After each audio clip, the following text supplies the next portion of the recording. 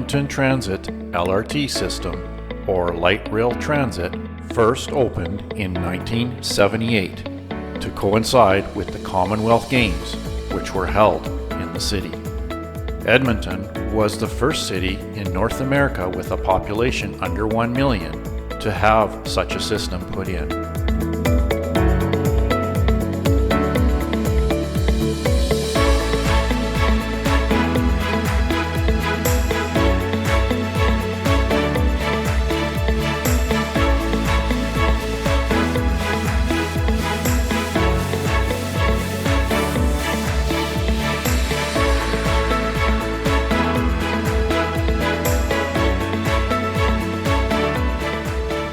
When the LRT system first opened, Edmonton's population was under 500,000 people.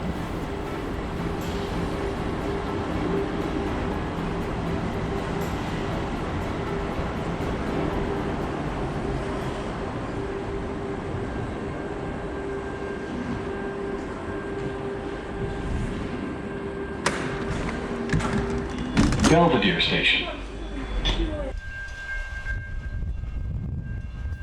The LRT system uses two different types of trains. The original cars, purchased back in 1977, are Siemens Duewag U2 cars. In 2013, all 37 of them were rebuilt from the ground up to give them another 20 years of life. Edmonton currently has the largest fleet of U2 cars in North America.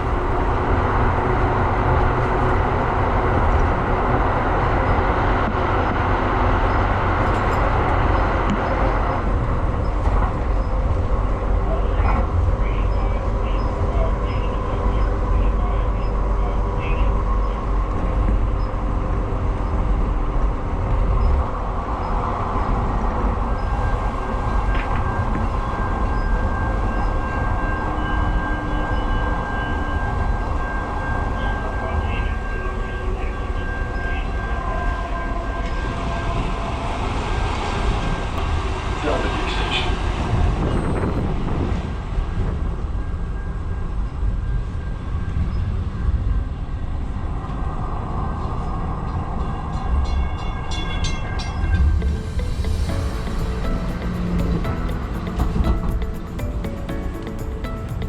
In 1977, the relatively short line at 7.2 kilometers with 3 above-ground stations and 2 underground was small for its time. In 1981, a 2.5 kilometer extension was opened, bringing the area of Clairview into the line.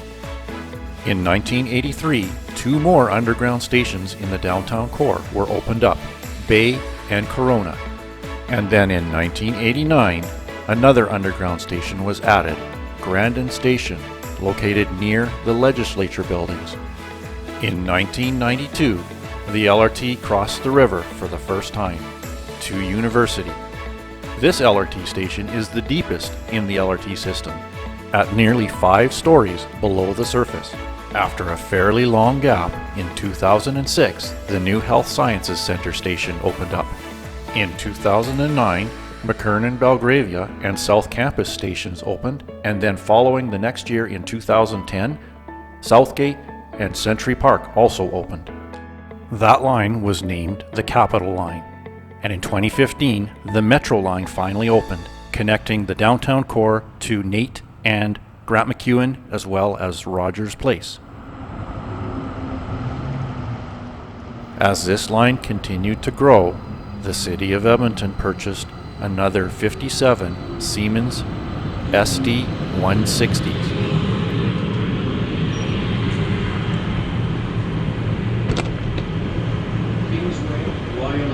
Station.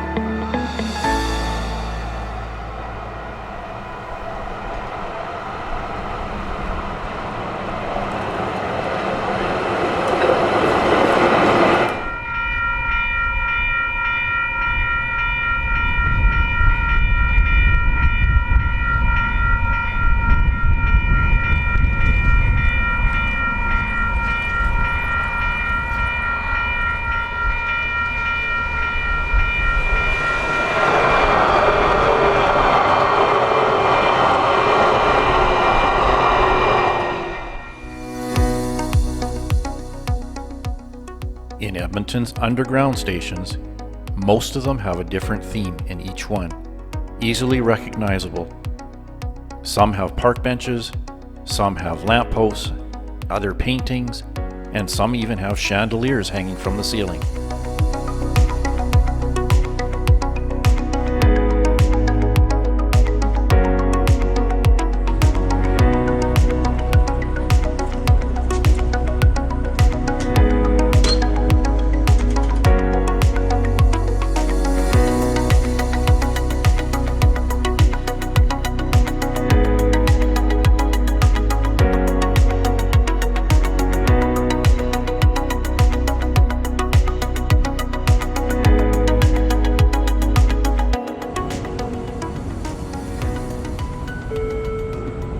Next train, Clairview, on track 1. I took these videos on a weekend, but on a weekday, in the mornings and in the afternoons, there are 5-car trains running through these stations, and they are usually packed.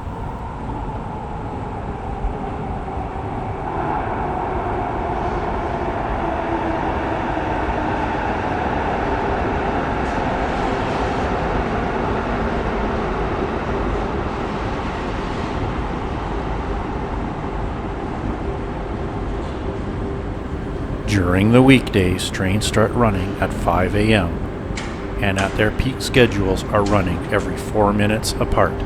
Weekends, they can run as far as 15 minutes apart.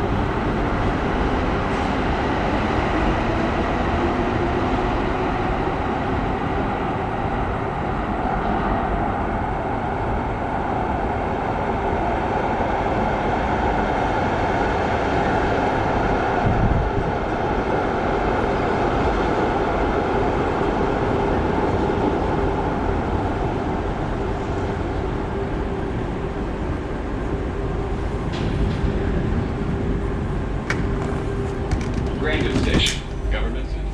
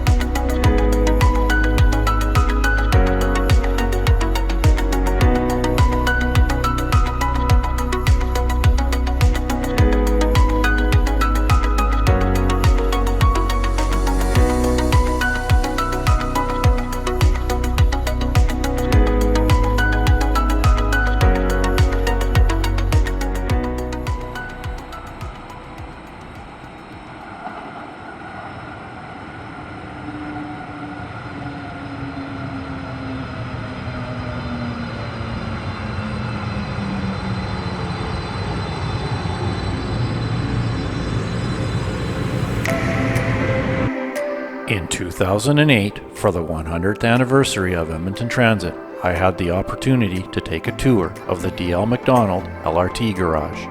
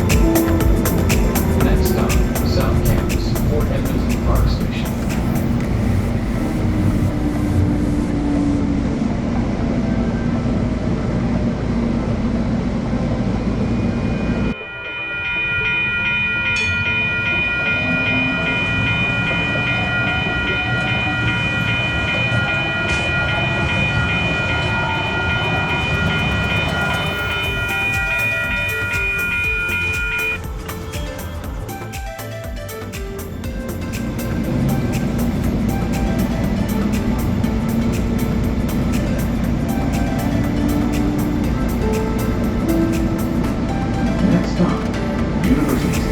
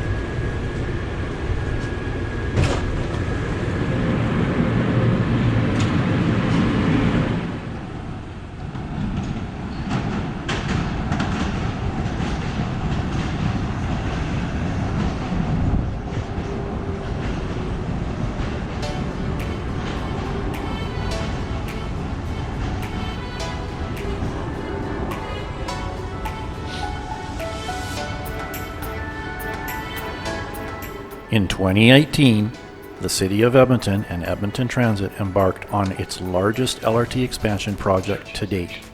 The new Valley Line, which will stretch all the way from Mill Woods in southeast Edmonton to the far west part of Edmonton at a total of 27 kilometers, is being built in two phases. The first phase, downtown to Mill Woods, will have 12 stations.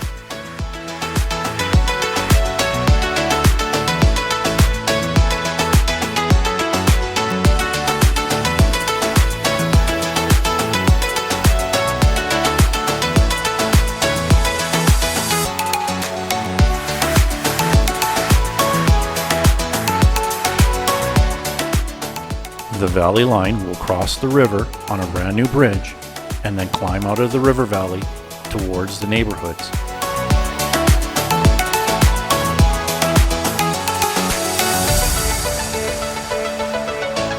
The Valley Line also uses a completely different type of train. The Bombardier Flexi Freedom cars have been ordered and many of them have already arrived on site. These low-floor trains will have easy access from street level .